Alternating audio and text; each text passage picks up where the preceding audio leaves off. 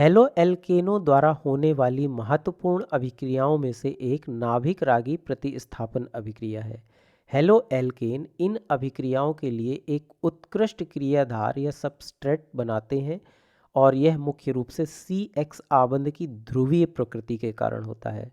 Halogen अत्यधिक विद्युत ऋणात्मक होते हैं और वे इलेक्ट्रॉन घनत्व को अपनी ओर खींच लेते हैं। इसके कारण कार्बन आंशिक धनावेशित हो जाता है और हैलोजन आंशिक ऋणावेशित हो जाते हैं। यही कारण है कि यहाँ कार्बन एक बहुत अच्छा इलेक्ट्रॉन रागी केंद्र और नाभिक रागी आक्रमण के लिए एक उपयुक्त क्रियाधार बन जाता है। कोई भी इलेक्ट्रॉन प्रजाति या प्रबल नाभिक रागी इस कार्बन पर आक्रमण कर सकता है और एक अवशिष्ट समूह यानी लीविंग ग्रुप के रूप में हैलोजन को विलोपित कर सकता है तथा प्रतिस्थापित उत्पाद बना सकता है। यह अभिक्रिया इसलिए हो पाती है क्योंकि हैलाइड आयन अच्छे अवशिष्ट समूह होते हैं। लेकिन हैलाइड आयनों का कौन सा गुण इन्हें अच्छा अवशिष्ट समूह बनाता है? इसका कारण यह है कि हैलोजनों की प्रकृति अत्यधिक विद्युत ऋणात्मक होती है और जब CX आबंध टूटता है तो हैलोजन परमाणु एक इलेक्ट्रॉन युग्म के साथ हैलाइड आयन के रूप में निकल जाते हैं। इसके अलावा चूंकि ये अत्यधिक विद्युत ऋणात्मक होते हैं, इसलिए हैलोजन इन इलेक्ट्रॉनों को बड़ी आसानी से आकर्षित किए रह पाते हैं, उन्हें अपने पास बांधे रह पाते हैं। अब यह अवशिष्ट समूह क्षमता F minus less than Cl minus less than Br minus less than I minus इस क्रम में होती है और जैसे जैसे हम आवर्त सारणी में नीचे जाते हैं परमाणु का आकार बढ़ता जाता है। इसका मतलब है कि यह ऋणावेश अब बड़ी मात्रा में प्रकीर्णित हो सकता है। यही कारण है कि फ्लोराइड आयनों की तुलना में आयोडाइड आयन अधिक स्थायी होते हैं। ये नाभिक रागी प्रतिस्थापन अभिक्रियाएं एक क्रियाधार को दूसरे क्रियाधार में बदलने का एक अत्यंत शक्तिशाली उपकरण है। उदाहरण के लिए चलिए एक प्राथमिक एल्किल हैलाइड ले लेते हैं। मान लीजिए कि यह CH3 CH2Br है।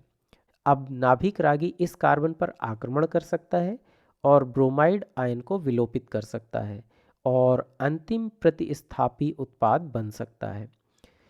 यह इस बात पर निर्भर करता है कि हमारा नाभिक रागी क्या है। उदाहरण के लिए यदि हमारा नाभिक रागी एक हाइड्रोक्साइड आयन है तो हाइड्रोक्साइड आयन ब्रोमाइड आयन को प्रतिस्थापित कर सकता है और इसके परिणामस्वरूप प्राथमिक अल्कोहल का निर्माण हो सकता है। इसी प्रकार यदि नाभिक रागी एक मेथॉक्साइड आयन यानी कि CH3O- है तो अंतिम उत्पाद एक ईथर CH3 CH2O CH3 होगा। और यदि नाभिक रागी मान लीजिए कि अमोनिया है तो इस स्थिति में नाइट्रोजन परमाणु पर मौजूद इलेक्ट्रॉनों का एकल युग्म कार्बन परमाणु पर आक्रमण कर सकता है और ब्रोमाइड आयन को विलोपित कर सकता है, जिसके परिणाम स्वरूप प्राथमिक एमीन बन सकता है। इसी तरह यदि नाभिक रागी Cn- आयन है जो साइनाइड है तो बनने वाला प्रतिस्थापी उत्पाद एक प्राथमिक नाइट्राइल यानी कि CH3 CH2Cn या साइनाइड होगा। चलिए एक अंतिम उदाहरण लेते हैं। हम हाइड्राइड आयन का उदाहरण लेते हैं जो सामान्यतः अपचायकों जैसे लिथियम एल्यूमिनियम हाइड्राइड या सोडियम बोरोहाइड्राइड इत्यादि में अभिक्रियाशील प्रजाति होते हैं। तो इन अपचायकों में जो हाइड्राइड आयन अभिक्रियाशील प्रजाति होते हैं, ये हाइड्राइड आयन नाभिक रागी के रूप में कार्य कर सकते हैं और ब्रोमाइड आयन को प्रतिस्थापित कर सकते हैं, जिससे हमें हाइड्रोकार्बन मिलता है। यहाँ यह हाइड्रोकार्बन एथेन होगा। जैसा कि हम देख सकते हैं, हम केवल प्रतिस्थापन द्वारा उत्पादों की एक विस्तृत श्रृंखला प्राप्त कर सकते हैं, जो इस बात पर निर्भर करता है कि नाभिक रागी क्या है। इसके कारण सिंथेटिक रसायन विज्ञान में नाभिक रागी प्रतिस्थापन अभिक्रियाएं एक अत्यधिक उपयोगी उपकरण होती हैं। ये नाभिक रागी प्रतिस्थापन अभिक्रियाएं दो अलग अलग क्रिया विधियों के माध्यम से आगे बढ़ सकती हैं। पहली है SN1 और दूसरी SN2। आइए पहले हम SN1 अभिक्रिया की क्रिया विधि को समझते हैं। यहाँ SN1 का मतलब है सब्स्टिट्यूशन न्यूक्लियोफिलिक यूनिमोलिकुलर यानी एक आणविक नाभिक रागी प्रतिस्थापन। यहाँ एक आणविक का अर्थ है कि वेग निर्धारण चरण की संक्रमण अवस्था में केवल एक अणु होता है।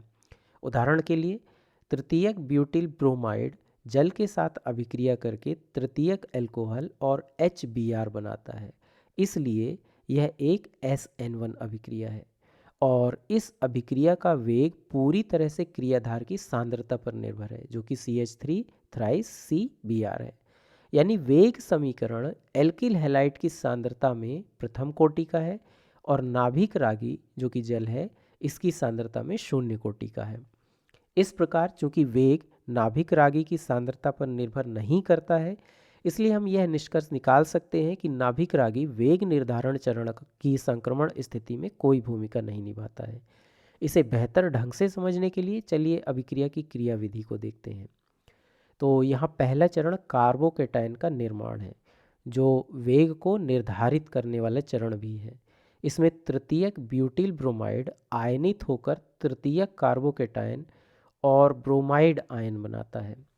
ब्रोमीन परमाणु एक इलेक्ट्रॉन युग्म के साथ निकल जाता है, जिससे ब्रोमाइड आयन बनता है।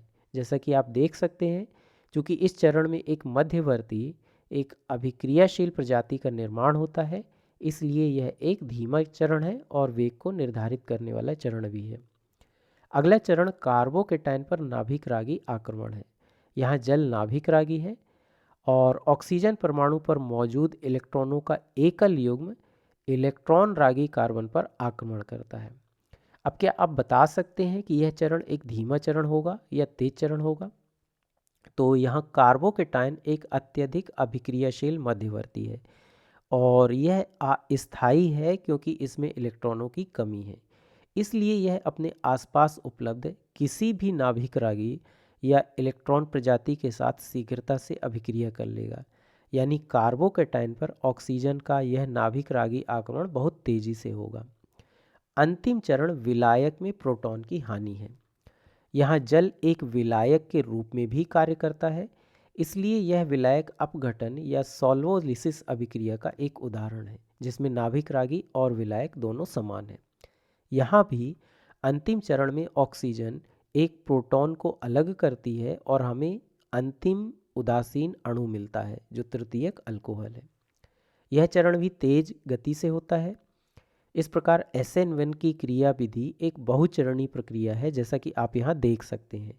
इसका पहला चरण धीमी गति से आयनीकरण का चरण है, जिसमें कार्बोकेटायन बनता है। इसके दूसरे चरण में कार्बोकेटायन पर तेजी से नाभिक रागी आक्रमण होता है और अंतिम चरण में प्रोटॉन की हानि होती है और एक उदासीन प्रजाति का निर्माण होता है। यहाँ अंतिम चरण प्राय प्रासंगिक होता है, जिसमें नाभिक रागी जल या अल्कोहल होता है, जहाँ हमें उत्पाद को विप्रोटॉनित करने की आवश्यकता होती है। अब SN1 अभिक्रिया की क्रियाविधि को बेहतर ढंग से समझने के लिए चलिए अभिक्रिया ऊर्जा आरेख को देखते हैं। तो यहाँ हम देख सकते हैं कि पहला चरण जिसमें एल्किल हैलाइड का आयनीकरण होता है और कार्बोकेटायन बनता है, यह एक अत्यधिक ऊष्मा शोषी चरण है और इसमें अत्यधिक सक्रियण ऊर्जा होती है। स्पष्ट है कि यह चरण जिसमें बहुत अधिक सक्रियण ऊर्जा है, यह पूरी अभिक्रिया के वेग को निर्धारित करता है। इसके बाद दूसरा चरण कार्बोकेटायन पर नाभिक रागी का आक्रमण है। यह चरण अत्यधिक ऊष्मक्षेपी होता है क्योंकि यहाँ एक अस्थायी अभिक्रियाशील मध्यवर्ती नाभिक रागी के साथ मिलकर स्थायित्व प्राप्त करता है। इस प्रकार कार्बोकेटायन के बनते ही नाभिक रागी इसके साथ अभिक्रिया करता है और इसलिए यह चरण बहुत तेजी से होता है। अब आप देख सकते हैं कि यहाँ सापेक्ष न्यूनतम है। यह मध्यवर्ती कार्बोकेटायन के निर्माण को दर्शाता है। इस प्रकार इस अभिक्रिया ऊर्जा आरेख से भी हमें यह स्पष्ट हो जाता है कि वेग नाभिक रागी की सांद्रता पर क्यों निर्भर नहीं होता है। यह केवल क्रियाधार पर निर्भर करता है, क्योंकि वेग निर्धारण चरण या वह चरण जिसमें सबसे अधिक सक्रियण ऊर्जा होती है, कार्बोकेटायन का निर्माण है और इसका नाभिक रागी से कोई लेना देना नहीं होता है। इसके आधार पर हम यह निष्कर्ष निकाल सकते हैं कि वे अभिकर्मक और अभिक्रिया की वे दशाएं जो कार्बोकेटायन या स्थिर कार्बोकेटायन के निर्माण में सहायता करते हैं, वे अभिक्रिया के वेग को बढ़ाते हैं, जबकि वे स्थितियां या अभिकर्मक जो कार्बोकेटायन के निर्माण में बाधा उत्पन्न करते हैं, वे अभिक्रिया के वेग को धीमा करते हैं। आगे आने वाले कुछ वीडियो में हम SN1 अभिक्रिया के वेग को प्रभावित करने वाले अन्य कारकों जैसे प्रतिस्थापी प्रभाव, विलायक प्रभाव और अवशिष्ट समूह प्रभाव, इन सभी के बारे में समझेंगे।